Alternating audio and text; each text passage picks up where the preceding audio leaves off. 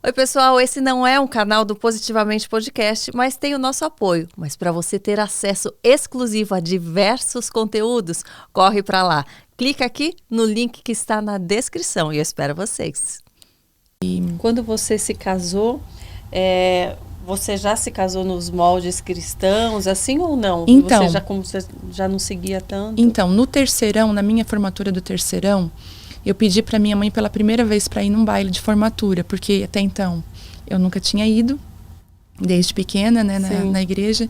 Eu falei, mãe, a minha turma vai se formar e eu quero ir no baile de formatura. Minha mãe ficou muito apreensiva. Imagina. Hoje eu entendo o que ela deve ter pensado, mas ela foi muito sábia. Ela assim, eu vou fazer o melhor vestido e tu vai. E eu me impressionei, porque eu esperava ela dizer assim, não, tu não vai de jeito nenhum. E ela falou, eu vou fazer o melhor vestido e tu vai. Só que ela disse assim, que ela me arrumou. E ela disse que eu saí da porta de casa, dali ela já estava de jejum e ficou de joelho. Deus, eu só te peço que nesse baile ela não goste do que ela vai ver.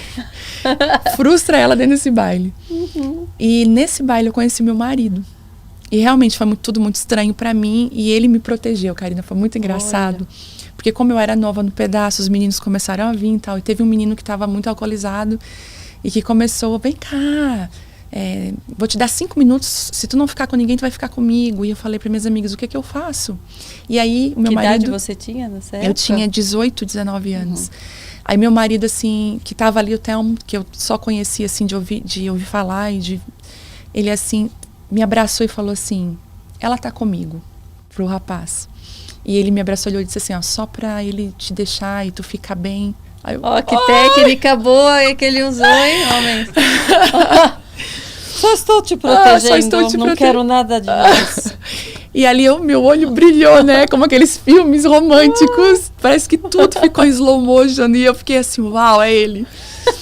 E aí, realmente fui pra casa e falei, mãe, não é o meu lugar, mas eu encontrei lá alguém muito especial. E depois de 2 semanas a gente conseguiu se encontrar novamente, marcamos um encontro. E ele era catequista da Igreja Católica, então já era um menino diferenciado, né? Sim. Pra turma dele, não bebia. Ele disse, eu não gosto de bebida alcoólica. Eu falei, meu Deus, é tudo que eu precisava ouvir de um homem. E ali a gente começou a namorar. E com 1 mês e meio de namoro ele se converteu. Só que aí tá a diferença. Ele veio do catolicismo e praticante, né? E eu sempre chamo os católicos como os meus irmãos também. Eu não consigo dizer, não, né? Sim. E são meus irmãos. Eu conheço muitas pessoas na Igreja Católica hoje que estão lá, estão fazendo um trabalho lindo em Deus. Eles amam a Deus, têm relacionamento com Deus. E o Telmo, ele era um desses. Só que o Telmo falou, eu precisava, quero me aprofundar mais nas Escrituras. Sim. E ele não conseguia ter esse lugar, esse espaço lá. Sim.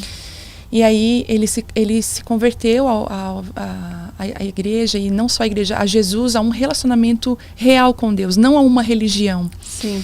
E a transformação dele, Karina, foi muito forte. E eu fiquei muito impactada, porque na minha visão, eu era uma pessoa de Deus e ele ainda ia começar.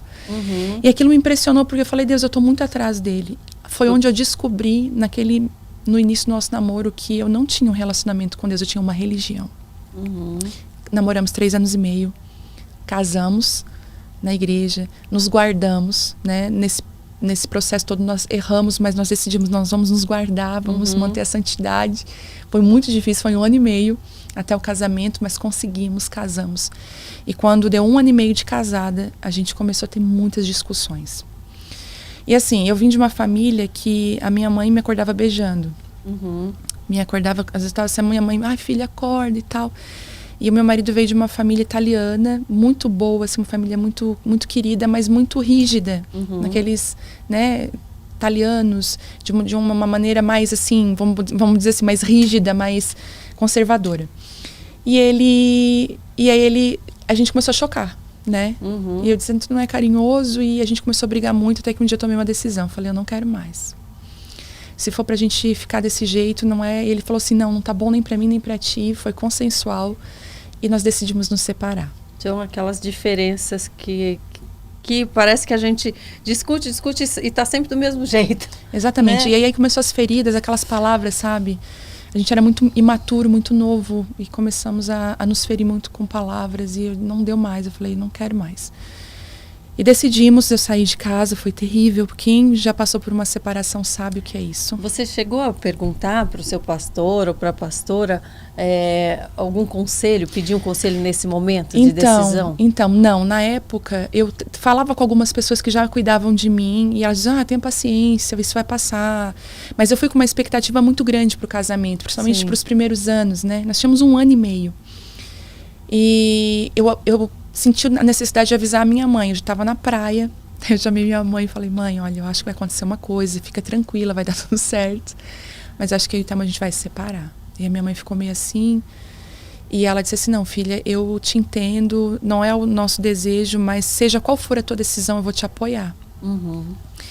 E aí, chegamos nesse dia, que a gente teve uma briga feia e decidimos, vamos nos separar. Sair de casa, que é terrível, né? Aquela sensação de morte, assim, de luto, um luto, porque tu não casa para se separar. Fui para uma casa até alugar um apartamento, a gente se separou por 4 meses. Por 4 meses, nós nos separamos, assinei toda a documentação, ele também. Só que naquela época, a separação não se dava como hoje, o divórcio em 3 dias, né? Tu vai em 3 dias, tu é divorciado. Em alguns casos. O juiz ainda existia uma lei que o juiz dava um tempo para caso o casal tenha decidido se separar no calor do momento, Karina, né? Às vezes influenciado por alguma coisa, ele tivesse um tempo para pensar e restaurar e tentar dar uma chance um para o outro. E nesse período, o Telmo se envolveu com outra pessoa, eu também me envolvi, tipo assim, não queremos mais. Até que um dia, eu estava trabalhando e mesmo separada, eu continuava buscando a Deus. Esse Deus que eu me relacionava à base da religião, né? Não era o Deus pessoal, eu não tinha nascido de novo. Você chegava a ler a Bíblia já diariamente ou era algo que você só conversava com Deus? Não lia diariamente. Era uma coisa assim, Salmo 91, entendeu? Aquela Bíblia poeirada. Mas um dia eu senti um desejo assim. Ai, Deus, parece que... Eu comecei a perder o sentido da vida. A vida não tinha mais sentido para mim. E eu lembrei dele, eu falei, meu Deus, eu joguei fora um casamento, meu Deus, nosso casamento. E aquilo veio muito forte. Naquele dia, no outro dia pela manhã, meu marido me liga, coisa que ele nunca mais tinha feito. Ele falou, preciso conversar com você. E eu falei, eu vou. Fui onde ele estava. O papel não estava ainda não tinha sido, o juiz ainda não tinha homologado. A gente só tinha assinado, estava em processo. E nesse dia a gente conversou e ele falou pra mim por que aconteceu isso, eu não tô entendendo por que a gente casou pra se separar e tal, e ele falou, não tô conseguindo dar prosseguimento na minha vida, e eu falei assim, e eu tava assim com aquele vazio, mas eu não queria falar nada, e eu ouvia muito ele falando. De repente era inverno, né, o sul tem um inverno bem rigoroso, ele tava de touca assim, eu lembro que eu tirei a touca da cabeça dele, olhei pra ele assim, e a gente se abraçou e chorou, nós dois compulsivamente, muito. Quando a gente chorou, eu não sabia que Deus naquele momento ali, ele já estava ligando a gente outra vez e trazendo à memória tudo aquilo que a gente já tinha vivido junto. E era aquele choro doído e todo aquele amor que eu sentia por ele, né, todos os anos que a gente namorou e que me fez ir pro altar com ele, dizer sim, aquilo tudo reavivou dentro de mim. Eu falei, Deus, ele é o meu marido, aquela sensação, sabe? E ele a mesma coisa. Aí a gente parou de se abraçar, assim, eu enxuguei as lágrimas, olhei para ele e falei assim, e saiu muito espontâneo, eu vou te amar para sempre. Eu fiz como se fosse uma promessa, não importa se a gente não vai continuar junto, mas eu vou continuar te amando para todo sempre. E ele olhou para mim e ele disse, e como se ele dissesse assim, eu também. E ele pensou, mas eu te amo, ele falou. E eu assim, mas eu sei que agora acabou. E eu saí daquela sala, peguei minha bolsa, quando eu fui abrir a porta, ele veio por trás e fechou ela e disse assim, não vai embora, eu te amo. Vamos dar mais uma chance.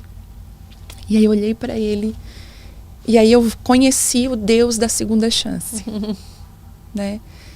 E a gente decidiu, chamamos nossos pastores, chamamos nossos pais, chamamos nossos discipuladores naquela época e dissemos, nós vamos dar uma chance para o nosso casamento. Mas mal sabia eu que eu estava dando um start de Deus numa transformação no nosso casamento, mas na nossa vida. Sim.